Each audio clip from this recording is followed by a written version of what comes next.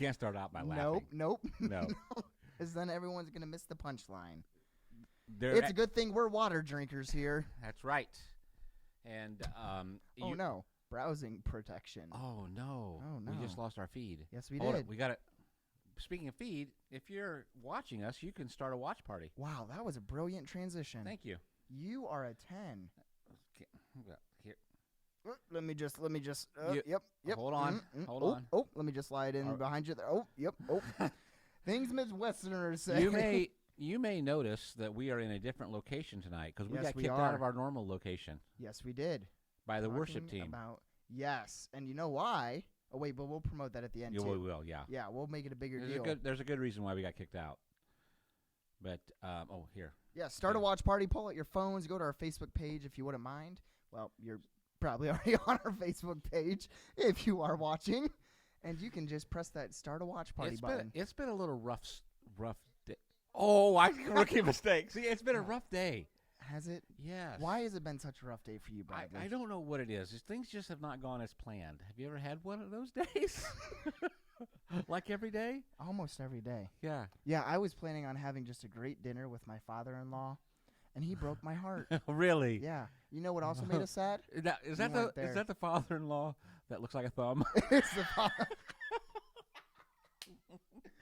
And now we're down to no pastors on C3 Live. I don't know anymore. how that came about, but for some reason Jordan thinks Bruce looks like a Yes, thumb. let's take a poll question, okay? We're trying to get more participation from you, and so we would love to hear your heart.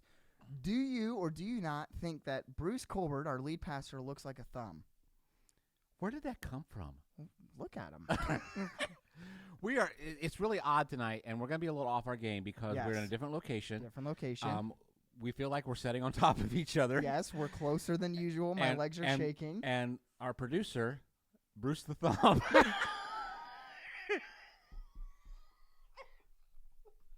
is only about 15 feet from us. He's too close for comfort. and we didn't go live last week. So No, because we were at Yes. and we forgot the week before we promoted this, and we forgot all about us being at Catalyst, We which is a did. conference, a did. church conference down in Yes. Atlanta, Georgia, that was awesome. yes, it was a lot By the of way, fun. It was a good so time. we enjoyed our time away, but we are glad to be back. Yes, we And are. do we have anybody watching? We do. Well, Really? Oh, Barb says Bruce does not look like a thumb. Really? So far, you are winning in the votes, 0-1. There you go. All right, let's get started with our brain teaser. Okay. First question, just so we First have question. How many questions? Well, are there's there? only one brain teaser, but I want to build up to it a Oh, little bit. wow. So I Okay. want some background information from you, and I don't know this about you. So, Oh, okay. I'm a little nervous. do you drink milk? Define drink milk. Like not regularly, no, but I've drank milk. Like You drink. I enjoy milk. You do, I just don't Really? buy it. I'm a water drinker. but you don't have anything against milk. No, I like milk. I don't. I hate milk. Oh wow. Unless it's chocolate, but that's another story. So anyway, so this is a milk question. Okay. You know where milk comes from? Is that the question? That's not the question. okay. Good. I was gonna say a cow. Exactly, a Okay, cow. but I didn't want to blow that answer. Do you do you? Here's the question. Okay. It's a milk question and a cow question. Well, I hope so because we've been talking about milk. Exactly. How many glasses of milk does a cow produce in its lifetime? Glasses of milk. Glasses of milk. Like, the average are cow. we assuming that it's not actually producing the glass, or is that the question? Because if that's the question, I'm saying 0. I wanted to make sure it wasn't a trick question. Just the milk. You have to provide your own glass. Okay. I wanted How many- to make sure we how were on many- the same page. Here's another way to answer it. Since you, how many glasses would you need to have if a cow was Here, producing? the glass is a cup. I Okay, I'm going with 4,700. in the lifetime of a cow. Was Lifetime. Was I too high or too low? You're a little low. Oh man, 47,000. You're not even close. 1,752,000. You would be terrible at the Price is Right. If the question ever comes up, 200,000 cow. glasses of milk. 200,000 glasses why of are milk. you so excited about that question? How many glasses of milk do you drink? I don't like milk. Oh, that's right. Yeah. So boy. I don't know. It just struck me as funny that Oh a my cow, gosh. 200,000 is a lot. That's a lot of milk. That is a lot of milk. I honestly thought it'd be more than that. Well, I thought apparently it would be less. Obviously. So, Oh, man. hey, welcome to C3 Thursday Live. We better get started because we are losing ground quickly. Yes, we are. Or gaining turf. Yes. So my name is Brad Maddox, and I'm the outreach pastor here at Crossbridge Community Church. This is my friend Jordan Chitwood, who is, almost said also. He is He's also the a young- young adult pastor here at The Crossbridge. Capital E. Yes. Hey, everyone. Thank you so much for joining us tonight. We are in week 2 of our Touchy Subject series. I have someone that says, I still haven't recovered from Jordan and Brad saying Bruce looks like a thumb. Don't worry, neither have we. Hey. Oh, man. we ought to just sign off. We better. We've had our best moments already tonight. Yep. Anyway. Hey, well, we are in sorry. week 2 of our Touchy Subject series where we started this 2 weeks ago because last week we weren't live, but we're just looking at subjects that are touchy, are hard to talk about, sometimes even the church avoids. And we've, switched it up a little bit of what we wanted to talk about tonight because we really were just, processing what maybe does our community need, but really just what are some key issues that the church struggles with. Right. And so last week or 2 weeks ago, we talked about confronting addictions. And tonight we're going to talk about 2 words, sincere doubts, okay? And doubts in our faith, doubts in our relationship with God.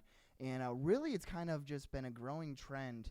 Not doubts have not been a growing trend, but you've seen a lot of public figures, Christ followers, Right. that have walked away because of their doubts and who God is, what the Bible says, what Jesus says, And so we want to talk about it tonight. Right. Absolutely. And it's interesting because the question really is, there had been 2 famous people. There was a Hillsong worship leader that walked away from faith. And he honestly didn't really say he walked away. Yeah. He just said he had severe doubts about Yes. stuff. Then there was an author, Joshua Harris, who definitely walked away from his faith. Just said, I am no longer a Christian. Yeah. I'm separated from his wife and yada, yada, yada. So, Yeah. and where you got to wonder, these guys have grown up in the church, obviously worked for the church, and all of a sudden this is happening. So one is, why is that happening? Yeah. And so I think there's just some of the things that we're going to talk about. So this isn't in the script, but have you ever battled that? Have you ever battled doubt? So with all my family's dealt with, for those that aren't aware, I lost my dad pretty young, died when I was 17.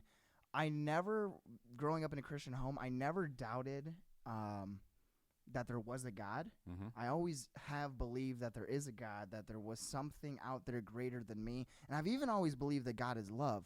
The questions that I've wrestled with, though, is if God is out there and if God is love, then why don't I feel him present? Mm-hmm. So I've never doubted the existence of God, but I've definitely doubted the presence of God quite a bit. Yeah. And I think, especially my generation, that's, I think, what Right. is the defining moment for a lot of people. I would honestly say that there's been times in my life that I have doubted Oh, yeah. that is this real?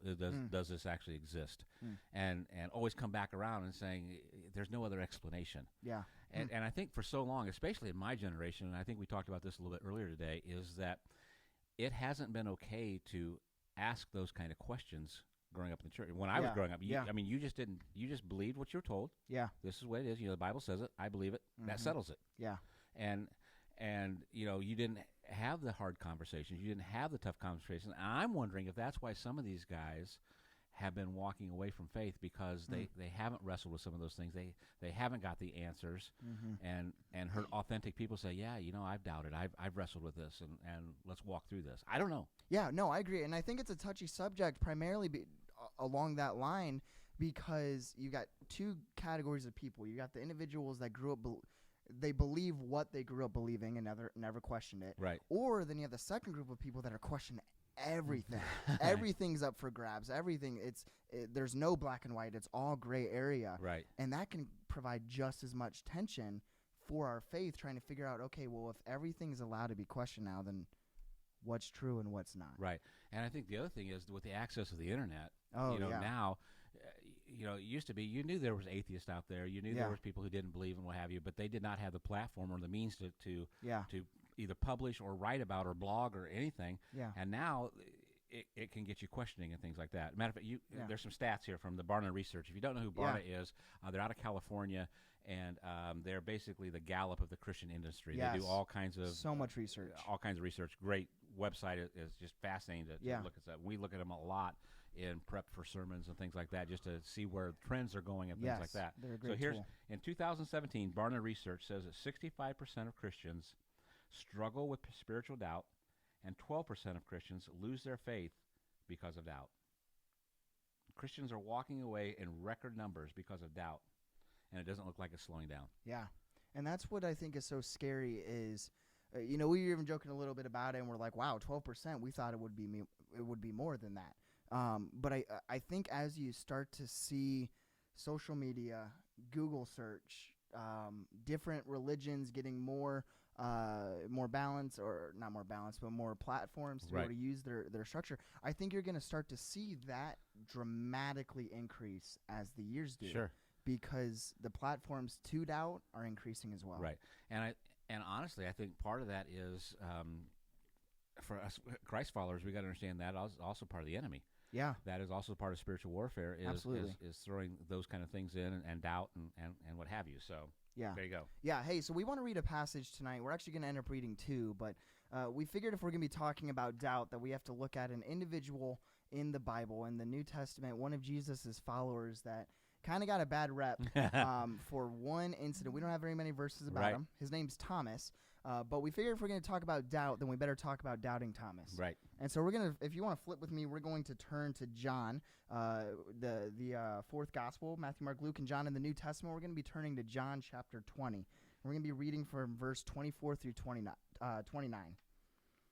And so John writes, "Now Thomas, also known as Didymus, one of the 12, was not with the disciples when Jesus came.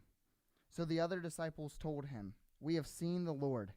But he said to them, 'Unless I see the nail marks in his hands and put my finger where the nails were and put my hand into his side, I will not believe.' A week later, his disciples were in the house again, and Thomas was with them. Though the doors were locked, Jesus came and stood among them and said, 'Peace be with you.' Then he said to Thomas, 'Put your finger here. See my hands? Reach out your hand and put it into my side. Stop doubting and believe.' Verse 28, Thomas said to him, 'My Lord and my God.' Then Jesus told him, 'Because you have seen me, you have believed. Blessed are those who have not seen and yet have believed.'"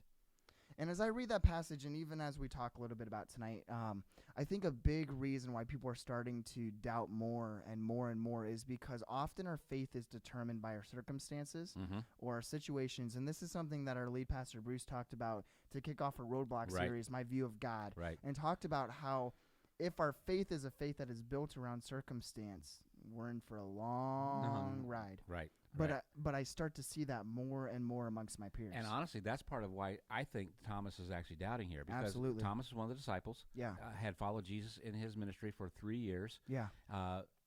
Close and understand that when Jesus went to the cross and died, they thought it was over. Yeah, they thought it was done. Everything that we have believed in, everything that we have followed, everything we gave our lives to is now over. Yeah. And so he suffered this loss. Yeah. And so he suffered this tremendous loss, and now he doesn't know how to deal with that, and he's not believing. And it is just what you said. He's doubting because I think part of that is because of the loss that he has had. Yeah, I mean, they put all of their eggs into this basket. Right.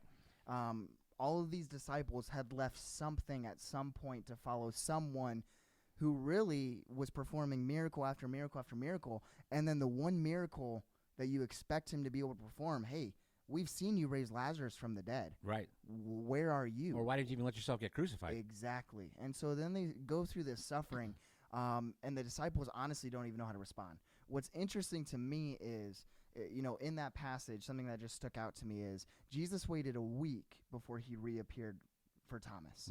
He allowed Thomas to live in that angst, that tension of, it wasn't just Jesus jumping to his feet. Oh, well, if all Thomas needs is a sign, then I'm going to go immediately. There was that tension, that angst of Thomas still doubting and struggling and wrestling with, where's Jesus in the midst of my pain? Right. And I love that Jesus came back. Yes. Even if he waited a week, It was not that, you know what, I'm not going to give him the proof. I'm not going to give him the evidence. Yeah. It was, he cared enough that the doubt didn't stop Jesus from reassuring Thomas. Yeah. And I think for us, it says something to us that if you're struggling with some doubt, if those things creep up from time to time, I think Jesus will reveal himself. Yeah.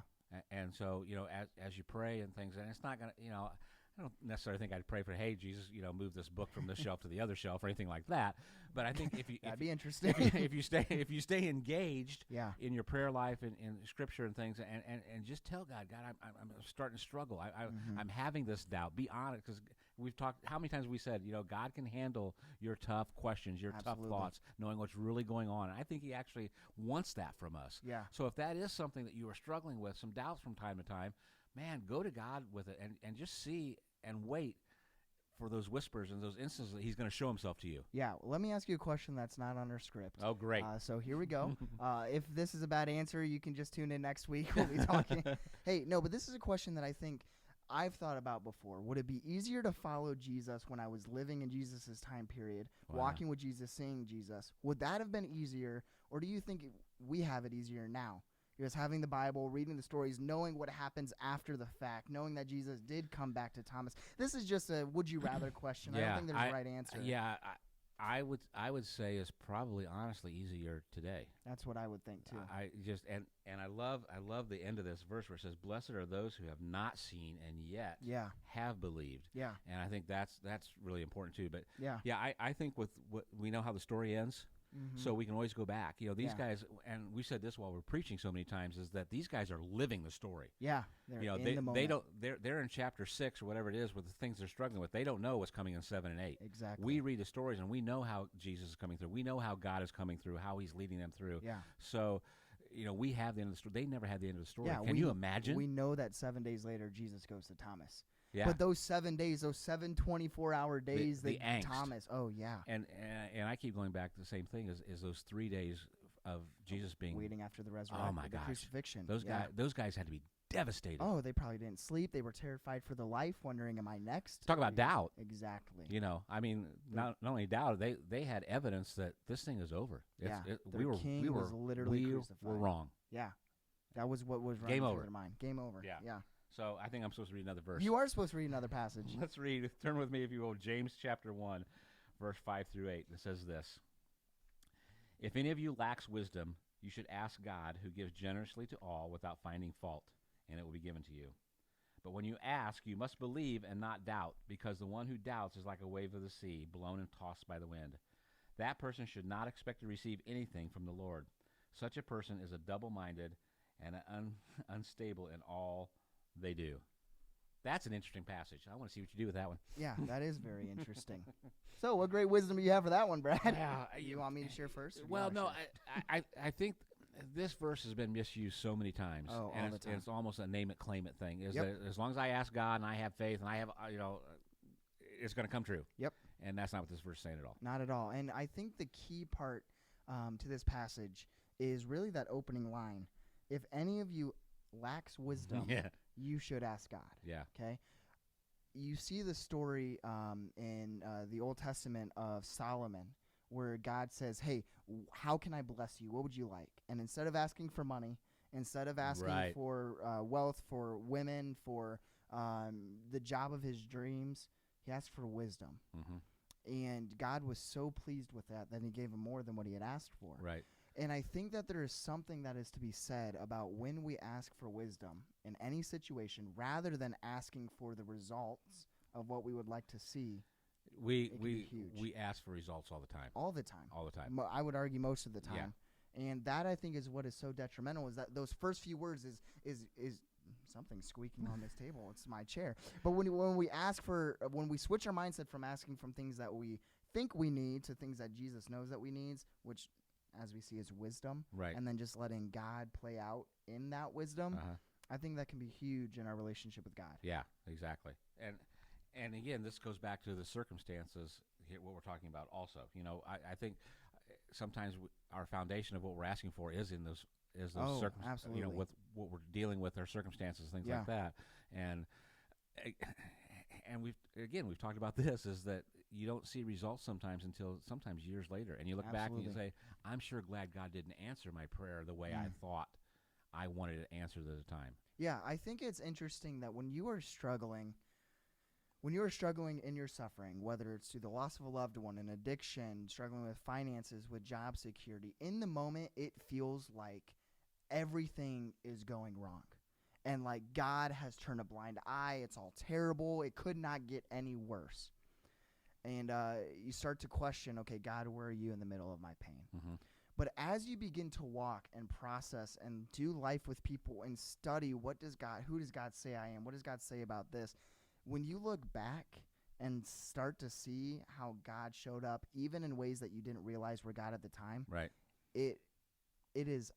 It masks over the amount of suffering that you went through. Exactly. Your suffering is still prevalent. Your suffering is still powerful, and it has the potential to wreck you. We get that. We've been there.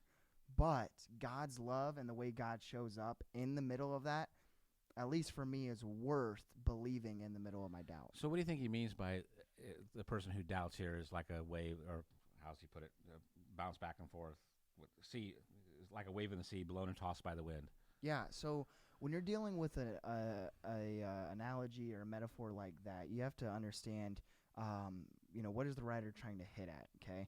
And when you're in the ocean, I mean, man, if you are in the ocean, like when it's actually the ocean, it is all over the place. Waves are high, current is terrifying. It's fun to be around sometimes when the waters are calm, but man, if you get on a big wave and you're surfing and you hang on for the ride, it can be the biggest thrill ever. And so I think there's part of that angst by saying, yes, there's going to be that back and forth. There's going to be the ups and the downs. There's going to be the waves that knock you out. But if you get back on your surfboard and you continue to believe in the mission, then there are going to be those waves that take you in for the thrill that God has prepared you for. Yeah. And it can be powerful. There's we want to talk about some next steps with doubt, but there's one other story that I just thought of. Zechariah in Scripture, where the angel comes to him and says, you're going to have a son, or a son. Yep. And he doubts. Yeah. And he can't speak then. Yeah. I think that's fascinating. Yeah, it's just a quick, it's really even just like a quick moment. It's like he doubts, and then his voice is taken gone. away. Yeah. And similar story with Abraham and Sarah, is it? It's Abraham and Sarah, where God tells Abraham, hey, you're going to have a son. And Sarah's like 90 years old. Yeah. Like, there's no way that I could ever have a son or a daughter for that matter. And she laughs. Yeah. She's like, what? And, God calls her out on it. Like, why did you laugh? Mm-hmm. Like, why are you doubting who I am? So we're in good company when we doubt, for one. And, absolutely. And God still shows up. Yeah. Still comes through. Yeah. So next steps. Yeah. We're talking about some next steps. If you have some doubts, how do we handle that? Yeah, so you're going to be doubting in different ways. You might be asking, is God even real? Okay, I think that's a common one. Sure. Where was God in the middle of my suffering? Where is God now? Why don't I feel God? All of those things. I think the biggest thing that we have to begin to start doing, and it's going to sound simple, but it's hard to do in the moment, is you've got to switch your mindset from believing in a God that is here to serve you rather than a God that we are here to serve. Yeah, that changes everything. It that does. Perspective changes everything about the Christian life and walking with Jesus. Yeah, because I think so many of us, say it again in case someone missed that. Yeah, so we are not here to be served by God. We were created for one thing. Yeah. To worship and serve God. Right. So we are here for God's existence, not God here for We are us. here for him. He Yes. is not here for us. Yeah, and when you change that mindset from saying, okay, God, why didn't you show up in A, B, C, or D when I needed you right in that moment doing the things that I wanted, God's probably just wondering, like, why maybe did you not see the ways that I did show up? But then also might be saying, okay, but where was the church or where's the community that I also created to show up in those ways? Like, I love the quote that says, there was a question on Facebook that I saw that I posted on our CrossBridge page. It said, like a man was asking God, where were you in the middle of all of this poverty? Mm-hmm. That's a question I wanted to ask you. And then the friend asked, well, why haven't you asked God? And then the man replies, because I'm scared he'll ask me the same thing. Right. And it's just that angst of saying, yeah, God is not created to serve us. God does love us. God does serve us, and way more than we even realize. But his primary goal is to be worshipped by us, and that's why we were created. Right. And so if you are doubting, what would it look like for you as a first next step to switch your mindset from saying, God, you're not here for me, I'm here for you. Let me get on my knees and just worship you. Right.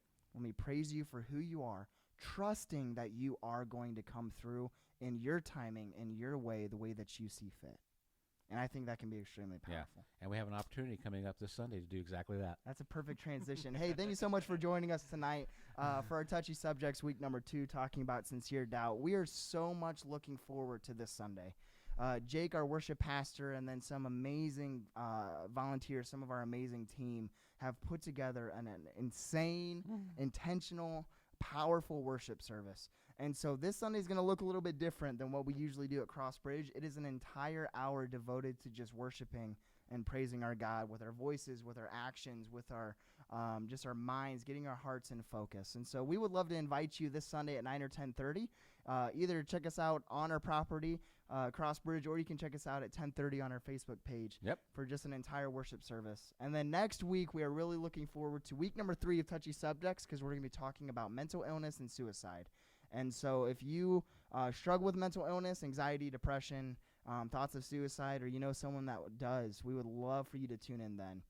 Brad, you got anything else to say? I think it's time for me to go have dinner. I think so too. Hey, thank you for joining us. We'll see you next week. See you, everybody. Have a great night. Thanks.